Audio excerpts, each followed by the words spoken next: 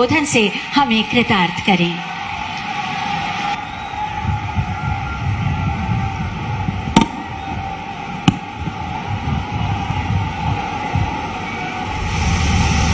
नमस्कार। इसी गांव की संतान,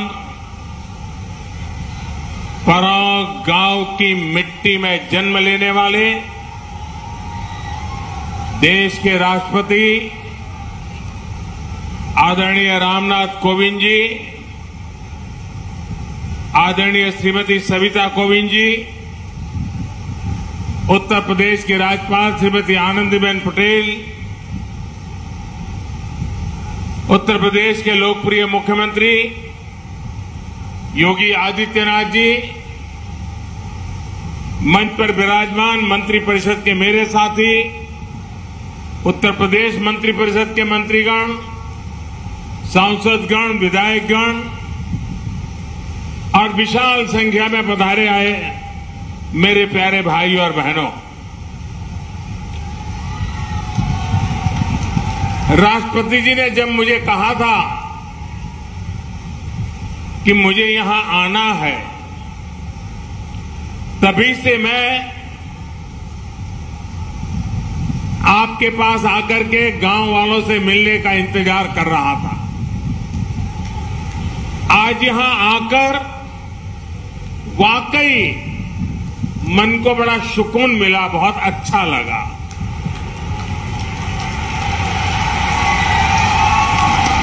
इस गांव ने राष्ट्रपति जी का बचपन भी देखा है और बड़े होने पर उनको हर भारतीय का गौरव बनते भी देखा है।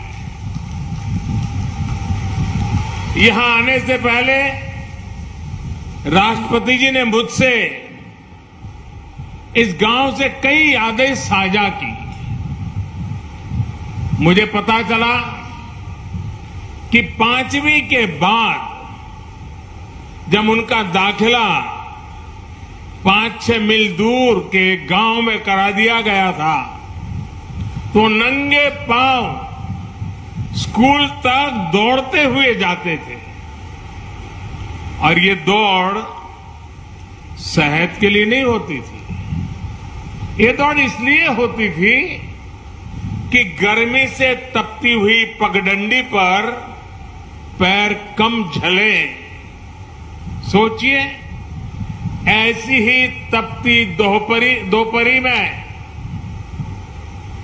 5वीं में पढ़ने वाला कोई बालक नंगे पांव अपने स्कूल के लिए दौड़े जा रहा है। जीवन में ऐसा संघर्ष, ऐसी तपस्या इंसान को इंसान बनने में बहुत मदद करती है। आज राष्ट्रपति जी के गांव में आने का यह अनुभव मेरे लिए जीवन की एक सुखद स्मृति की तरह है। भाइयों और बहनों, जब मैं राष्ट्रपति जी के साथ विभिन्न स्थानों को देख रहा था, तो मैंने परोक्ष में भारतीय गांव की कई आदर्श छवियों को महसूस किया। यहां सबसे पहले मुझे पथरी माता का आशीर्वाद लेने का अवसर मिला। ये मंदिर इस गांव की, इस क्षेत्र की आध्यात्मिक आभा के साथ साथ एक भारत श्रेष्ठ भारत का भी प्रतीक है। और मैं कह सकता हूं कि ऐसा मंदिर है जहां देवभक्ति भी है, देशभक्ति भी है। और मैं देशभक्ति इसलिए कह रहा हूं कि राष्ट्रपति जी के पिताजी की सोच को मैं प्रणाम करता हूं, उनकी कल्पना शक्ति को प्रणाम करता हूं। वे अपने जीवन में तीर्थाटन करना, अलग अलग यात्रा स्थानों पर जाना, ईश्वर के आशीर्वाद लेना, इसके लिए कभी घर से निकल जाते थे, कभी बद्रीनाथ गए, कभी केदारनाथ गए, कभी अयोध्या गए, कभी काशी गए, कभी मथुरा गए, अलग अलग स्थान पर गए। उस समय की उनकी आर्थिक स्थिति ऐसी नहीं थी कि गांव के सबके लिए वहां से वह प्रसाद ले आए, पूरे गांव को कुछ बांट सके। तो उनकी कल्पना बड़ी मजेदार थी कि वो उस तीर्थ क्षेत्र से, उस मंदिर परिसर से एक आध पत्थर ले आते थे और पत्थर यहां पेड़ के नीचे रख देते थे और उस पवित्र स्थान से पत्थर आया है, हिंदुस्तान के कोने कोने से पत्थर आया है, इसके प्रति एक भाव जग जाता था और गांव वालों ने उसे मंदिर के रूप में पूजा की कि ये फलाने इलाके का पत्थर है, उस फलाने मंदिर के इलाके का पत्थर है, ये फलानी नदी के पास का पत्थर है। इसलिए मैं कहता हूं कि इसमें देव भक्ति भी है और देशभक्ति भी है। राष्ट्रपति जी के पिताजी इस मंदिर में पूजा किया करते थे। इस पवित्र मंदिर के दर्शन करने में स्वाभाविक है कि मेरे मन में अनेक प्रकार के विचार मंडरा रहे थे और मैं अपने आप को धन्य पाता हूं कि मुझे उस मंदिर के दर्शन करने का अवसर मिला है। साथियों, परों की मिट्टी से राष्ट्रपति जी को जो संस्कार मिले हैं, उसकी साक्षी आज दुनिया बन रही है। और मैं आज देख रहा था कि एक तरफ संविधान, दूसरी तरफ संस्कार, और आज गांव में राष्ट्रपति जी ने पद के द्वारा बनी हुई सारी मर्यादाओं से बाहर निकल करके मुझे आज हैरान कर दिया। वे स्वयं हेलीपैड पर रिसीव करने आए। मैं बड़ी शर्मिंदगी महसूस कर रहा था कि वो उनके मार्गदर्शन में हम काम कर रहे हैं। उनके पद की एक गरिमा है, एक वरिष्ठता है।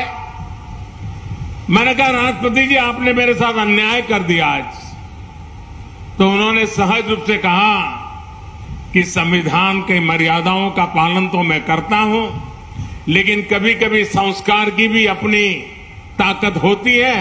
आज आप मेरे गांव में आए हैं, मैं यहां पर अतिथि का सत्कार करने के लिए आया हूं। मैं राष्ट्रपति के रूप में नहीं आया हूं। मैं इस गांव के एक बच्चे के रूप में जहां से जिंदगी शुरू हुई, उस गांव के नागरिक के रूप में मैं आज आपका स्वागत कर रहा हूं। अतिथि देवो भव के संस्कार भारत में किस प्रकार से हमारी रगों में पहुंचे हैं, उसका उत्तम उदाहरण आज राष्ट्रपति जी ने प्रस्तुत किया। मैं राष्ट्रपति जी को आदरपूर्वक प्रणाम करता हूं। राष्ट्रपति जी ने अपने पैतृक आवास को मिलन केंद्र के रूप में विकसित करने के लिए दे दिया था।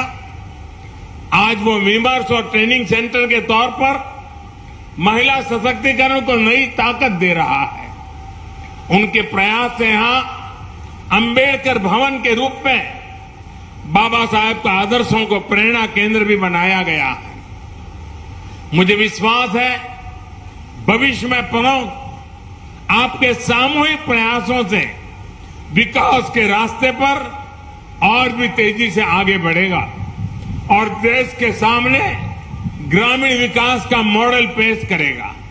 साथियों, हम कहीं भी क्यों न पहुंच जाए, बड़े बड़े शहरों या दुनिया के किसी भी कोने में क्यों न बस जाए, अगर हमने अपने गांव को जिया है तो हमारा गांव हमारे भीतर से कभी नहीं निकलता है। वो हमारी रगों में बस जाता है, वो हमारी सोच में हमेशा रहता है। हम इसलिए कहते हैं कि भारत की आत्मा गांव में बसती है, क्योंकि गांव हमारी आत्माओं में बसता है। आज जब देश अपनी आजादी का अमृत महोत्सव मना रहा है, तो ग्रामीण भारत के लिए, हमारे गांवों के लिए हमारे सपने और और भी महत्वपूर्ण हो जाते हैं। हमारे स्वाधीनता संग्राम के दौरान महात्मा गांधी भारत की आजादी को भारत के गांव से जोड़कर देखते थे। भारत का गांव यानी जहां आध्यात्म भी हो, आदर्श भी हो। भारत का गांव यानी जहां परंपराएं भी हो और प्रगतिशीलता भी हो। भारत का गांव यानी जहां संस्कार भी हो और सहकार भी हो, जहां ममता भी हो और समता भी हो। आज आजादी के अमृतकाल में ऐसे ही गांवों का पुनर्गठन, उनका पुनर्जागरण, ये हमारा कर्तव्य है। आज इसी संकल्प को लेकर देश गांव, गरीब, कृषि, किसान और पंचायती लोकतंत्र के विभिन्न आयामों में काम कर रहा है। आज भारत के गांव में सबसे तेज गति से सड़कें बन रही हैं। आज भारत के गांवों में तेज गति से ऑप्टिकल फाइबर बिछाया जा रहा है। आज भारत के गांवों में तेज गति से घर बन रहे हैं। एलईडी स्ट्रीट लाइटें लग रही हैं। शहरों के साथ साथ हमारे गांव में भी विकास के हर मार्ग पर कदम से कदम मिलाकर के चले, ये नए भारत की सोच भी है और नए भारत का संकल्प भी है। आप सोचिए, क्या किसी ने कल्पना की थी कि एक दिन खेती से जुड़े मुश्किल से मुश्किल काम अब ड्रोन के जरिए से भी होना शुरू हो जाएगा? लेकिन आज देश इस दिशा में आगे बढ़ रहा है। मुझे बताया गया है कि यहां इस गांव में भी 300 से ज्यादा लोगों को स्वामित्व के तहत घरौनी दी जा चुकी है। प्रॉपर्टी के कागज दिए जा चुके हैं। टेक्नोलॉजी के जरिए कैसे किसान की सुविधा और आमदनी दोनों बढ़े, इस दिशा में तेजी से काम किया जा रहा है। साथियों, हमारे गांवों के पास सबसे ज्यादा सामर्थ्य है, सबसे ज्यादा श्रम शक्ति है और सबसे ज्यादा समर्पण भी है। इसलिए भारत के गांवों का सशक्तिकरण हमारी सरकार की सर्वोच्च प्राथमिकताओं में से एक है। जनधन योजना हो, आवास योजना हो, उज्ज्वला के तहत मिला गैस कनेक्शन हो, हर घर जल अभियान हो, आयुष्मान भारत योजना हो, इन सभी का लाभ करोड़ों गांव वासियों को मिला है। गरीब कल्याण के लिए देश ने जिस गति से काम किया है वो अभूतपूर्व है। अब देश का एक लक्ष्य है हर योजना का 100% लाभ 100% लाभार्थियों तक पहुंचाना, यानी 100% सशक्तिकरण। न कोई भेदभाव, न कोई फर्क, यही तो सामाजिक न्याय है। समरसता और समानता का बाबा साहब का यही वो सपना था जिसे आधार बनाकर उन्होंने हमें हमारा संविधान दिया था। बाबा साहब का वो सपना आज पूरा हो रहा है। देश उस दिशा में आगे बढ़ रहा है। साथियों, आज का ये अवसर एक और बात के लिए बहुत ऐतिहासिक है और ये बात सभी के लिए नोट करने वाली है, क्योंकि ये देश के लोकतंत्र की ताकत, देश के गांव की ताकत को एक साथ दिखाती है। यहां इस मंच पर आदरणीय राष्ट्रपति जी, यूपी की राज्यपाल आनंदीबेन पटेल और मुख्यमंत्री योगी आदित्यनाथ जी उपस्थित हैं। मुझे भी अपने आप सब देशवासियों ने देश की सेवा के लिए इतना बड़ा दायित्व सौंपा है। हम चारों लोग किसी न किसी छोटे गांव या कस्बे से निकलकर यहां तक पहुंचे हैं। मेरा जन्म भी गुजरात के एक छोटे से कस्बे में हुआ था। गांव की संस्कृति, संस्कार और हमारे यहां जुड़े संघर्षों ने हमारे जी से जैसे कितने ही लोगों को तराशा, हमारे संस्कारों को मजबूत किया। यही हमारे लोकतंत्र की ताकत है।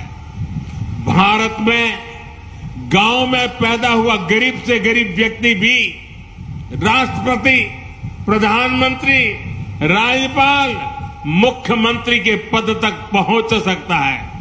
लेकिन भाइयों और बहनों, आज जब हम लोकतंत्र की इस ताकत की चर्चा कर रहे हैं तो हमें इसके सामने खड़ी परिवारवाद जैसी चुनौतियों से भी सावधान रहने की जरूरत है। ये परिवारवाद ही है जो राजनीति ही नहीं बल्कि हर क्षेत्र में प्रतिभाओं का गला घोंटता है, उन्हें आगे बढ़ने से रोकता है। वैसे साथियों, मैं जब परिवारवाद के खिलाफ बात करता हूं तो कुछ लोगों को लगता है कि ये राजनीतिक बयान है। मैं किसी राजनीतिक दल के खिलाफ बात कर रहा हूं, वैसा प्रचार होता है। मैं देख रहा हूं कि जो लोग परिवारवाद की मेरी व्याख्या में सही बैठते हैं वो मुझसे भड़के हुए हैं, गुस्से में हैं। देश के कोने कोने में ये परिवारवादी मेरे खिलाफ अब एकजुट हो रहे हैं। वो इस बात से भी नाराज है कि क्यों देश का युवा परिवारवाद के खिलाफ मोदी की बातों को इतना गंभीरता से ले रहा है। साथियों, मैं इन लोगों को कहना चाहता हूं कि मेरी बात का गलत अर्थ न निकाले। मेरी किसी राजनीतिक दल से या किसी व्यक्ति से कोई व्यक्तिगत नाराजगी नहीं है। मैं तो चाहता हूं कि देश में एक मजबूत विपक्ष हो, लोकतंत्र को समर्पित राजनीतिक पार्टियां हो। मैं तो चाहता हूं कि परिवारवाद के शिकंजे में फंसी पार्टियां खुद को इस बीमारी से मुक्त करें, खुद अपना इलाज करें।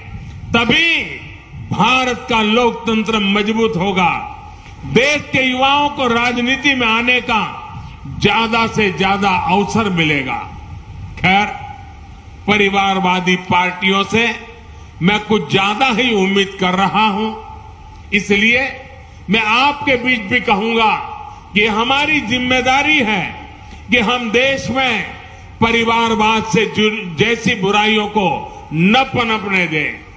गांव के गरीब का बेटा, गांव के गरीब की बेटी भी राष्ट्रपति, प्रधानमंत्री बन सके, इसके लिए परिवारवादी पार्टियों को रोका जाना बहुत जरूरी है। साथियों, राष्ट्रपति जी के इस गांव में आज आकर के मैं उपहार स्वरूप कुछ मांगने आया हूं। मैं कुछ मांगना चाहता हूं। आपको लगेगा एक ऐसा प्रधानमंत्री है, हमारे गांव में आया, लाया कुछ नहीं और मांग रहा है हमसे।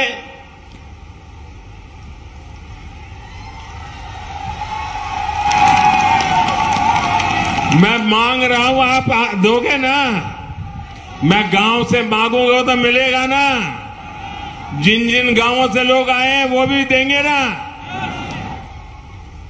देखिए, आपने अपने गांव में इतना विकास किया है। आज जब देश अपनी आजादी का अमृत महोत्सव मना रहा है तो आपको अपना प्रयास बढ़ाना है। अमृत काल में देश ने संकल्प लिया है कि देश के हर जिले में 75 अमृत सरोवर बनाए जाएंगे। और अभी योगी जी बता रहे थे कि यहां परोख में भी 2 अमृत सरोवर का निर्माण हो रहा है। आपको इस अमृत सरोवर के निर्माण में मदद भी करनी है, कार सेवा भी करनी है और इसकी भव्यता भी बनाए रखनी है। मैं आपसे एक और बात भी मांगता हूं और मुझे विश्वास है कि आप ये मेरी मांग को भी पूरा करेंगे, और वो है प्राकृतिक खेती, नेचुरल फार्मिंग। परों गांव में ज्यादा से ज्यादा किसान नेचुरल फार्मिंग को अपनाएं, प्राकृतिक खेती को अपनाएं, तो ये देश के लिए एक बहुत बड़ा उदाहरण बनेगा। साथियों, भारत की सफलता का एक ही रास्ता है, सबका प्रयास। सबके प्रयास से ही आत्मनिर्भर भारत का सपना भी पूरा होगा। और आत्मनिर्भर भारत का अर्थ है आत्मनिर्भर गांव, आत्मनिर्भर युवा। हमारे गांव गति पकड़ेंगे तो देश गति पकड़ेगा। हमारे गांव विकास करेंगे तो देश विकास करेगा। आदरणीय कोविंद जी ने के रूप में देश को राष्ट्रपति देने वाले प्रमुख ने ये साबित कर दिया है कि गांवों की मिट्टी में कितना सामर्थ्य होता है। हमें इस सामर्थ्य का, इस प्रतिभा का सही इस्तेमाल करना है। हम सब मिलकर काम करेंगे और देश के सपनों को पूरा करेंगे। इसी संकल्प के साथ मैं एक बार फिर आदरणीय राष्ट्रपति जी का हृदय से आभार प्रकट करता हूं कि उन्होंने अपने साथ मुझे भी यहां आने का अवसर दिया। मैं आप सभी का भी एक बार फिर हृदय से अभिनंदन करता हूं और गांव के हर गली में जहां जहां गया, जिस उमंग और उत्साह से आपने अभिवादन किया, पुष्प वर्षा की, स्नेह वर्षा की, प्यार से अभिभूत कर दिया, मैं आपके इस प्यार को कभी भूल नहीं पाऊंगा, आपके इस स्वागत को कभी भूल नहीं पाऊंगा। और गांव के अंदर जितना भी समय बिताने का अवसर मिला, खुद के बचपन के साथ भी मैं जुड़ गया। इसलिए भी मैं आप गांव वासियों का हृदय से अभिनंदन करते हुए मेरी वाणी को विराम देता हूं। बहुत बहुत धन्यवाद।